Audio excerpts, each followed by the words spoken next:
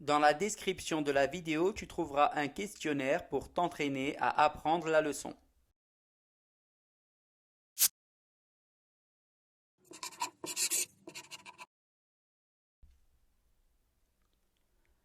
Grammaire. Les discours directs et les discours indirects. Premièrement, dans un discours direct, les paroles sont réellement prononcées par les personnages. Exemple, qu'est-ce que tu fais? S'écrie la maman. Dans un récit, les paroles des personnages se repèrent au guillemet ou au tiret, au début de phrase, qui indique aussi le changement de personnage qui intervient. Les paroles sont introduites par un verbe introducteur de parole. On va voir des exemples. Qu'est-ce que tu fais? S'écrie la maman.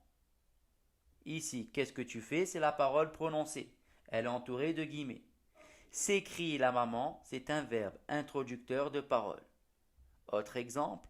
Rien de grave, répond Assim. Ici, la parole prononcée, c'est rien de grave. On la voit avec le tiré. Le verbe introducteur de parole répond Assim.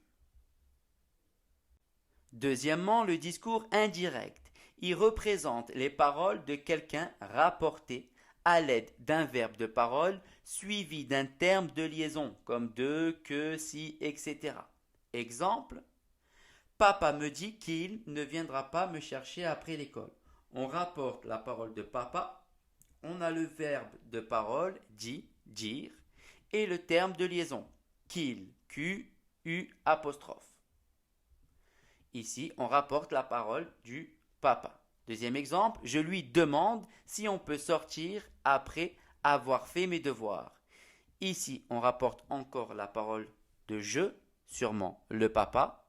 On a le verbe de parole, demande, et le terme de liaison, si. Attention, dans le discours indirect, il n'y a pas de guillemets ou de tirets. Vous savez faire maintenant la différence entre le discours direct et indirect.